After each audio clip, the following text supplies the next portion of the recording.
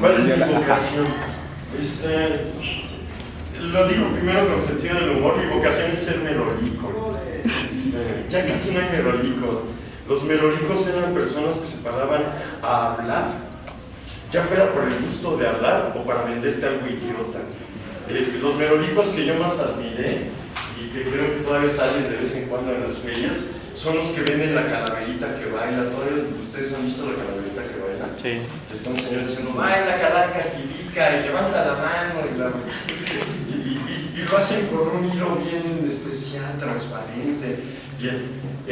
Pero ya en términos más reales, mi vocación era ser poeta y soy poeta a los 62 años. También estoy en cuenta, pienso en términos didácticos que todas las materias deberían de empezar con entrevistas como estas, donde los estudiantes, por esto de cómo aprender y demás, pudieran realmente ubicar al profesor entrevistándolo, incluso para escoger a tu profesor.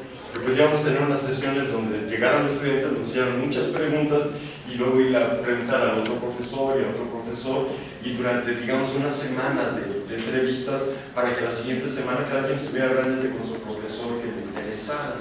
Y eso es por lo que creo que estas entrevistas son muy valiosas, que no es ni mi narcisismo ni solo hacerles la tarea a ustedes. Pero entonces mi vocación es ser poeta y creo que la he cumplido.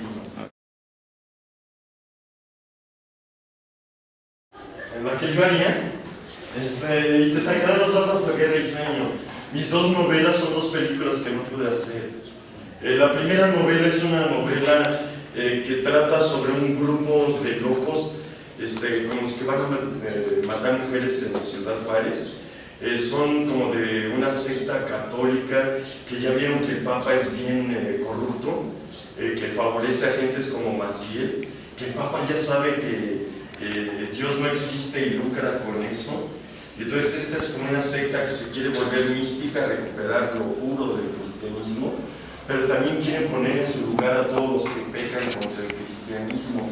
Y de ahí va saliendo un asesino serial que mata a mujeres en los baños de las tiendas como en Liverpool, ahora que las encuentran en los baños. Ahí hay un asesino serial, hay otro que decide olvidarse de la gente y se va a vivir a una torre de marfil.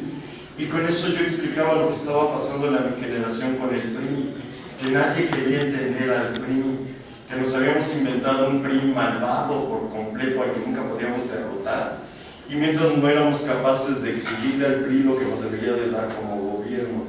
Me hubiera encantado que se fuera como un documental o una película. Guerra y Sueño es más complicada. Guerra y Sueño es un texto mío donde intento explicar que la situación de la guerrilla no tiene porvenir, que quienes se metan de guerrilleros siempre los van a matar y nunca van a lograr nada. Eso me hubiera gustado que fueran las películas. Y como los costos eran altísimos, decidí mejor con tinta y papel. Todo. Yo sería un autor total. Trataría de ser productor, camarógrafo, director, yo mismo actuar, editar. Sí, de la novela de Guerra y Sueño en especial, yo de ahí me llamo pinche sapo feo, es el protagonista de la novela, y entonces yo estaría actuándome muy con el pelo pintado para que me viera de 25 años. Pero entonces me gustaría todo, el cine es realmente mi pasión y me gustaría hacer todo.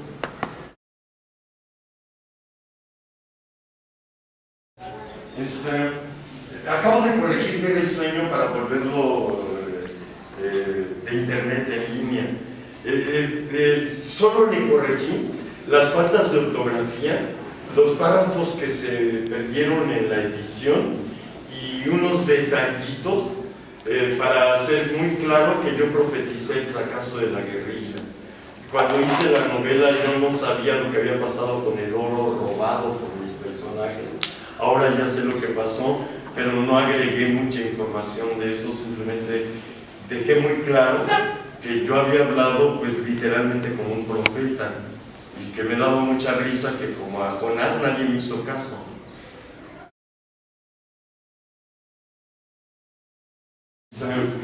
¿Cómo comenzó el orden simbólico falocéntrico? ¿Cómo comenzó en mí? Leyendo un libro muy interesante, no me acuerdo ahorita el nombre del autor, pero el libro se llama Lectura Política de San Mateo, de leer a un teólogo ateo que se había enfrentado al Evangelio de San Mateo.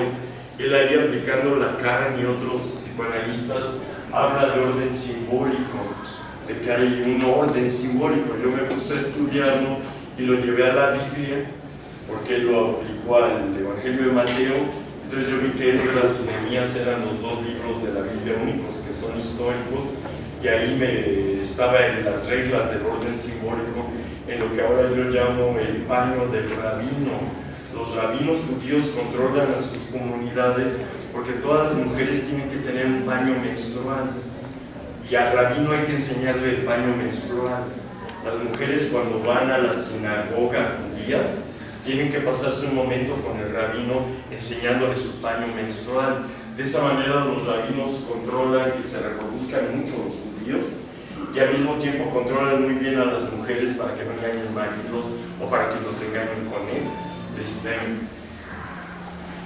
De leer eso, pues ya me fui a dar al feminismo, y ahí encontré, ya después de un rato de estudiarlo, que el origen del orden simbólico es el origen de la agricultura, que algo ocurre alrededor del año 30.000 antes de nuestra era, que vuelve escasa la alimentación, y los seres humanos deciden matarse unos a otros para quedarse con la comida.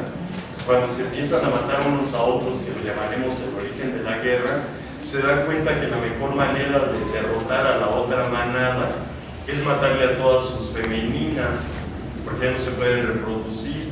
Y ahí empezó el orden simbólico. Fue un contrato cómplice, porque a las mujeres les convenía que las protegieran los machos. Fue la decisión de las mujeres: no van a ir a la guerra, las vamos a dejar guardadas en cavernas, o las vamos a dejar guardadas en casas, y así las vamos a proteger. Y entonces las mujeres dijeron: ah, qué bonito, me van a proteger. Lo que no supieron es que con eso las iban encarcelando, tampoco los otros sabían que con eso las iban encarcelando. Pero entonces el origen es entre el año 30.000 y el año 15.000. Ya todas las sociedades que construyen ciudades son falocéntricas, y eso está ocurriendo en el año 3000 ya antes de nuestra era. Esos serían los orígenes históricos y los orígenes personales del orden simbólico.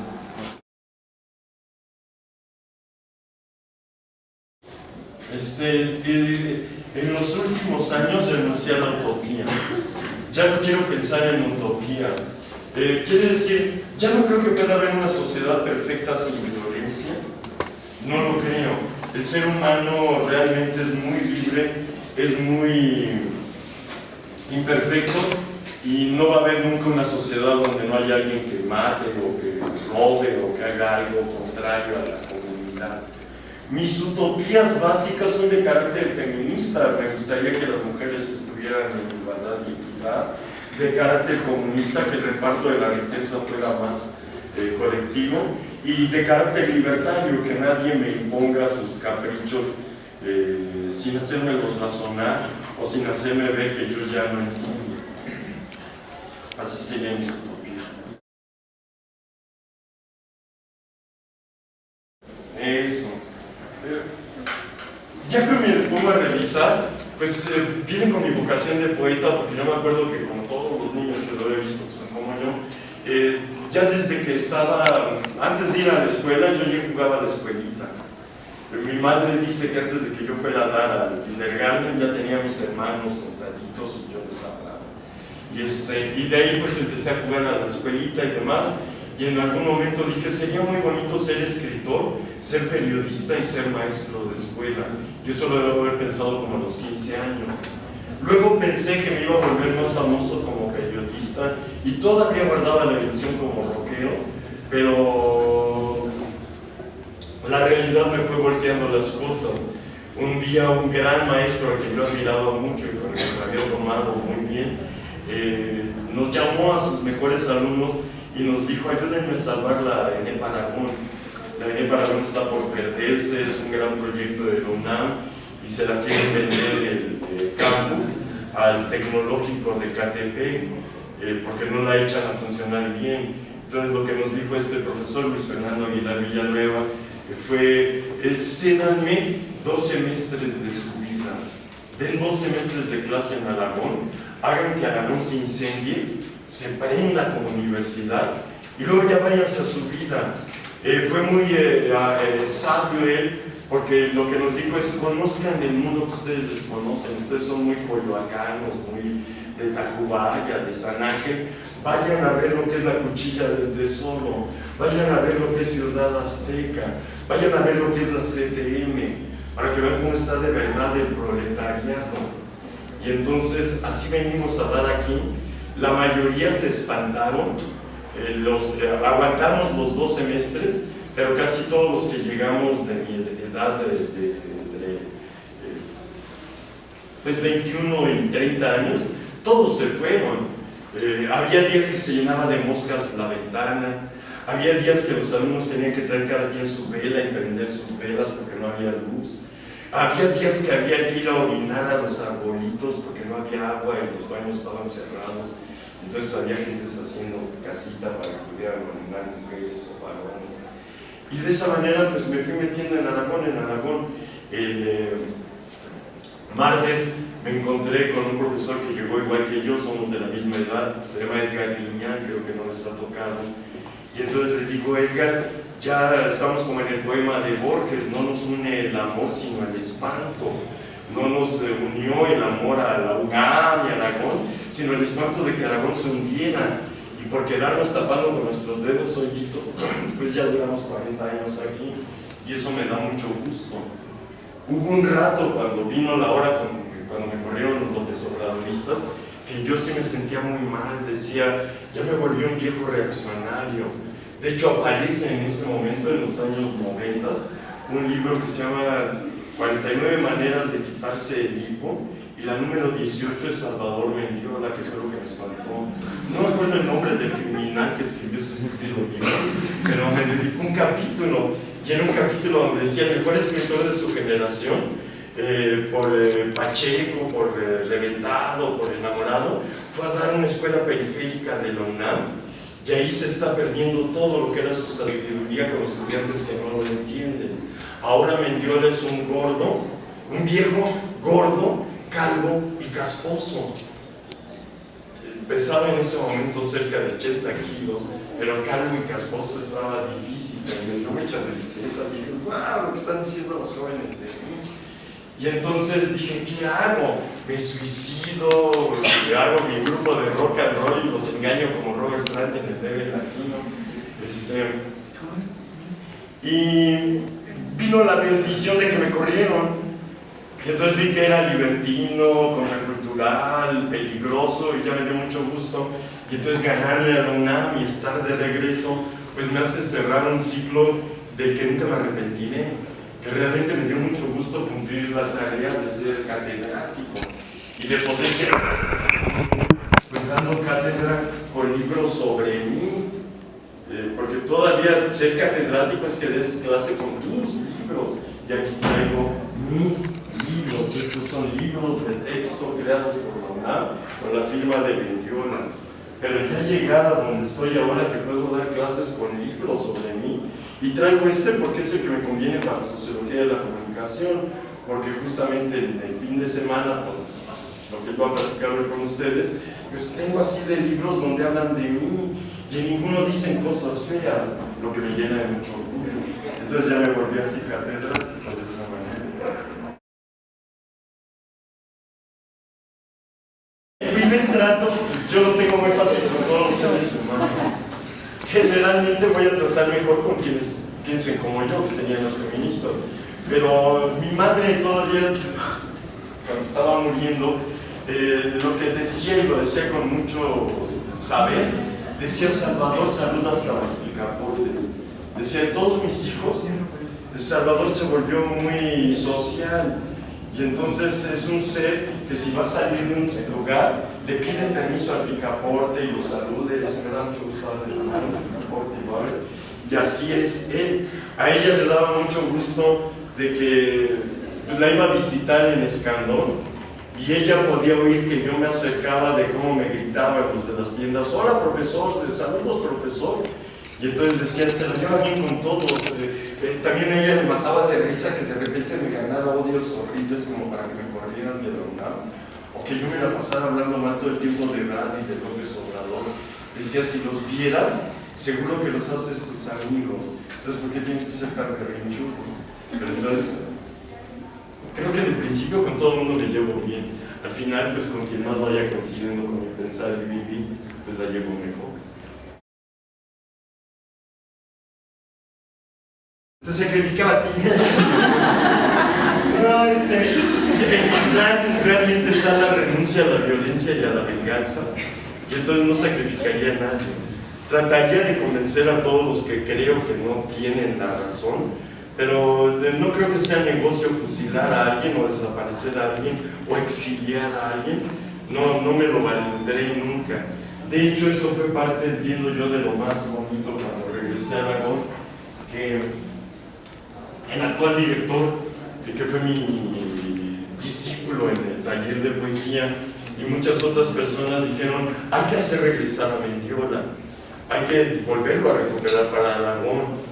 Y yo ya estaba en ese momento siendo mi abogado y vine a hablar con él, y él elegantemente me dijo, yo no te puedo decir ahorita nada, pero mi abogado te va a explicar todo lo que estamos esperando de ti. Voy con el abogado para que no dijeran que yo me había puesto de acuerdo con él, sino que yo como abogado estaba reinstalándome. Y entonces el abogado lo que me dijo es, usted es muy amable, y entonces lo único que le pediríamos para no sufrir en Aragón con su reinstalación es que no se vengue, que no vaya a intentar correr arriba a Sontiveros o a los otros que actuaron contra usted.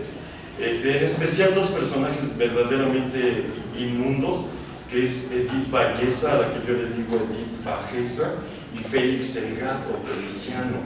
Ustedes ya no los trataron esos dos seres moco.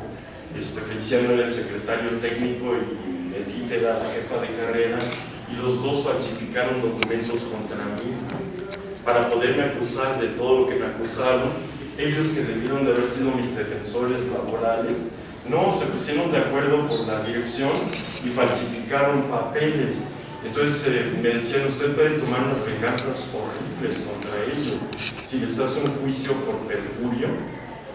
No solamente los corre de la UNAM, sino que hace que les suspendan la cédula profesional. Yo les dije, no, yo no le quiero hacer daño a nadie que no sea argumentando o debatiendo. Me encantaría un día que Rivas, a que ustedes no conocen, se atreviera a debatir conmigo en un auditorio de Aragón, pero nunca lo correría como él sí me corrió a mí por rompehuelgas. Entonces no me valdría eso. Así que no te sacrifico a ti.